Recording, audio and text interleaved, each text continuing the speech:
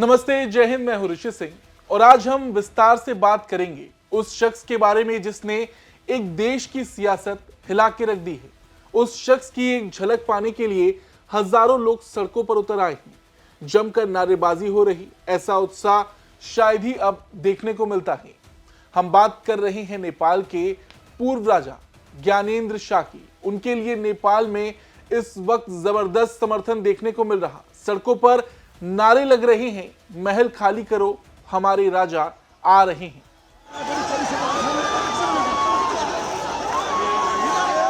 लोग अपने राजा की वापसी के लिए आतुर हो पड़े हैं। ऐसा लग रहा कि पूर्व राजा ज्ञानेंद्र एक बार फिर नेपाल की जनता का विश्वास जीतने की कोशिश कर रहे, लेकिन उनको मिल रहे इस समर्थन से नेपाल की राजनीतिक दलों में हलचल तेज हो गई है। ऐसे में हम भी आपको आज विस्तार से बताएंगे कि आखिर नेपाल में हो क्या रहा है, राजनीतिक गलियारों में इतनी बेचैनी क्यों है, अचानक पूर्व राजा ज्ञानेंद्र शाह को लेकर इतना उत्साह क्यों देखने को मिल रहा, और बड़ी बात, इन सब से क्या कोई भारत कनेक्शन है। चलिए जानते हैं।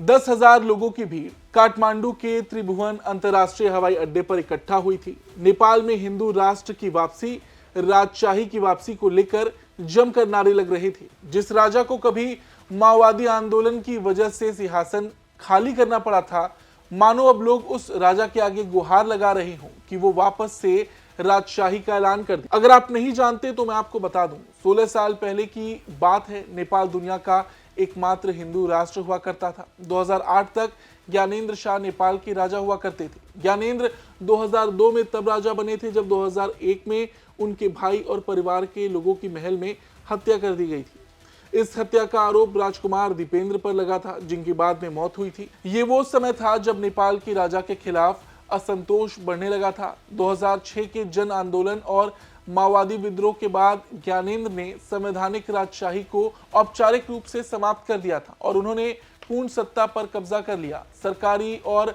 संसद को भंग कर दिया गया। उन्होंने आपातकाल की स्थिति घोषित कर दी और देश पर शासन करने के लिए सेना का इस्तेमाल किया। इससे नेपाल में वामपंथियों का आंदोलन और भी भड़क गया और लंबी हिंसा के बाद आखिर 2008 में नेपाल से राजशाही का खात्मा हो गया। भारत के इस पड़ोसी देश में सत्ता परिवर्तन हुआ और ज्ञानेंद्र शाह को सिंहासन खाली करना पड़ा। नेपाल ने 240 साल पुरानी राजशाही बदल दी। हालांकि हिंसा में 16,000 लोगों की जान भी गई। 2008 में नेपाल में लोकतंत्र बहाली के बाद नई सरकार आई, लेकिन राजशाही जाने के बाद भी भारत के इस पड़ोसी देश में कुछ भी सामान्य नहीं रहा। आंदोलन की वजह से पर्यटन पर आधारित इस राज्य की अर्थव्यवस्था ठप हो गई। देश में लगातार राजनीतिक अस्थिरता रही। यहाँ 2008 के बाद से अब तक 13 सरकार बदल चुकी हैं, लेकिन नेपाल की जनता को अब ऐसा लगने लगा है कि सरकार से बेहतर राजशाही है, और शायद यही वजह है कि पूर्व राजा को इस तरह का समर्थन मिल रहा। नेपाल में शासन व्यवस्था में परिवर्तन की मांग में एक बड़ा राजनीतिक दल ज्ञानेंद्र शाह को समर्थन दे रहा। इस पार्टी का नाम है राष्ट्रीय प्रजातांत्रिक पार्टी। अपनी स्थापना के बाद से आरपीपी नेपाल में हिंदू राष्ट्र और राजशाही का समर्थन करता आ रहा। आरपीपी नेपाल के लिए हिंदू राष्ट्र और राजशाही को एक दूसरे का पूरक मानता है। 2008 में आरपीपी ने 575 सीटों वाली संसद में से संविधान सभा में 8 सीटें हासिल की। 2013 के चुनाव में ये 13 सीटें हासिल करने में सफल रही। 2017 में ये 1 सीट पर आ गई, लेकिन 2022 के चुनाव में 14 सीटों के साथ वापस आ गई। अब आरपीपी नेपाल में राजशाही क्यों चाहती है? उसके समर्थकों का ऐसा मानना है कि नेपाल में अभी जो व्यवस्था चल रही है उससे लोगों का मुंह भंग हो गया है। अब लोग पुराने दिन याद कर रहे। 2008 में सत्ता बदलाव के बाद से 17 सालों बाद अब किंग ज्ञानेंद्र नेपाल में कोई विलेन नहीं है। पूर्व राजा ज्ञानेंद्र शाह की काठमांडू वापसी के बाद आरपीपी के सीनियर नेताओं ने एयरपोर्ट पर उनका स्वागत किया। ज्ञानेंद्र शाह को एयरपोर्ट से अपने घर निर्मल निवास पहुंचने में 2.5 घंटे लगे। इस दौरान रैली जैसा माहौल देखने को भी मिला।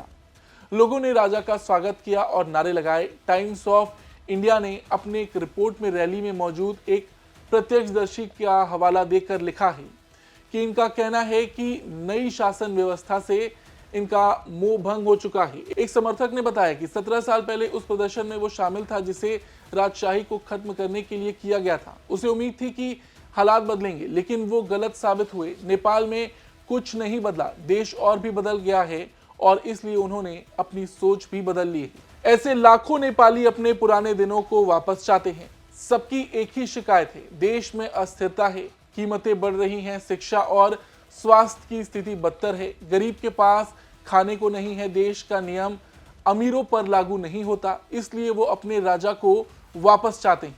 अब एक सवाल यह है कि क्या वाकई नेपाल में राजशाही की वापसी संभव है? तो आपको बता दें, भले ही सड़कों पर हजारों लाखों लोग उतर रहे हों, नेपाल में राजा आओ देश बचाओ के नारे लग रहे हों, लेकिन ये इतना भी आसान नहीं है। बिना संसदीय समर्थन के ऐसा होना मुश्किल लगता है। नेपाल के चर्चित अखबार कांतिपुर के संपादक उमेश चौहान के हवाले से एक मीडिया रिपोर्ट में ये खबर छापी गई, जिसमें ये लिखा गया है, नेपाल के लोगों में मौजूदा सरकार को लेकर निराशा तो है, लोग गुस्से में भी हैं और वैकल्पिक राजनीति की तलाश कर रहे हैं। ऐसे में राजतंत्र के समर्थक इसी असंतोष को लामबंद करना चाहते हैं। मुझे नहीं लगता कि ये असंतोष राजतंत्र के पक्ष में जाएगा। वहीं नेपाल में भारत के पूर्व राजदूत रंजीत राय मानते हैं कि नेपाल के लोगों में निराशा है, सरकार लोगों की उम्मीदों पर खरी नहीं उतर पाई, लेकिन राजशाही नेपाल के लोगों को इस निराशा से निकाल पाएगी,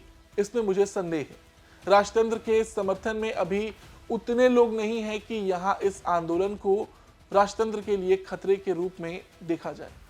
नेपाल के प्रमुख राजनीतिक दल जैसे नेपाली कांग्रेस और कम्युनिस्ट पार्टियां धर्मनिरपेक्षता और लोकतंत्र का समर्थन करती हैं। संवैधानिक रूप से राजशाही की बहाली के लिए व्यापक संशोधन और जन समर्थन की जरूरत होगी, जो फिलहाल मुश्किल लगता है। अब लेकिन ये बात भी गलत नहीं है कि राजा ज्ञानेंद्र की वापसी ने हलचल तो पैदा कर ही दी है, वरना नेपाल के प्रधानमंत्री केपी शर्मा ओली खुले तौर पर ज्ञानेंद्र शाह को चुनौती ना देते। केपी शर्मा ओली ने पूर्व राजा ज्ञानेंद्र शाह को मुख्य धारा की राजनीति में आने की चुनौती दी है। ओली ने ज्ञानेंद्र शाह पर सद्भाव को बाधित करने का आरोप लगाया है। नेपाल के पीएम का कहना है कि पूर्व राजा ज्ञानेंद्र संविधान, कानून, लोकतंत्र व्यवस्था, प्रक्रिया के बारे में कुछ नहीं कहते, बल्कि कहते हैं मेरा साथ दो, मैं आऊंगा और देश को बचाऊंगा। देश को क्या हो गया है? इस तरह की गतिविधि अस्थिरता को आमंत्रित करेगी। उनके द्वारा प्रेरित गतिविधियां देश को अराजकता के कगार पर धकेल रही है। ओली ने कहा कि अगर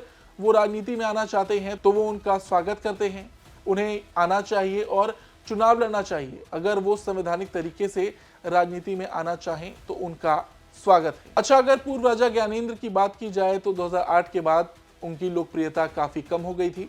हाल के वर्षों में उनकी सार्वजनिक उपस्थिति बढ़ी है, लेकिन उन्होंने सीधे तौर पर राजनीतिक बयानबाजी से दूरी बनाए रखी है। हालांकि उनके समर्थन में होने वाले प्रदर्शन और उनके द्वारा शुरू किए गए अभियानों को राजनीतिक वापसी की कोशिश के रूप में देखा जा रहा है। रही बात भारत कनेक्शन की, तो भारत इस मामले में सीधे तौर पर हस्तक्षेप कभी नहीं करेगा। नेपाल की आंतरिक राजनीति जब तक भारत को प्रभावित नहीं करेगी, भारत भी उसमें नहीं घुसेगा। हालांकि ये चर्चा भी बहुत तेज है कि नेपाल की सियासत में एक्टिव होने से पहले ज्ञानेंद्र लखनऊ में सीएम योगी आदित्यनाथ से मिले थे। ऐसा काठमांडू पोस्ट की एक रिपोर्ट में लिखा है। वो मुलाकात अब क्यों हुई थी, ये बात कोई नहीं जानता। खैर, नेपाल में जो कुछ भी हो रहा है उस पर आपका क्या कुछ कहना है, कमेंट करके जरूर बताएं। धन्यवाद।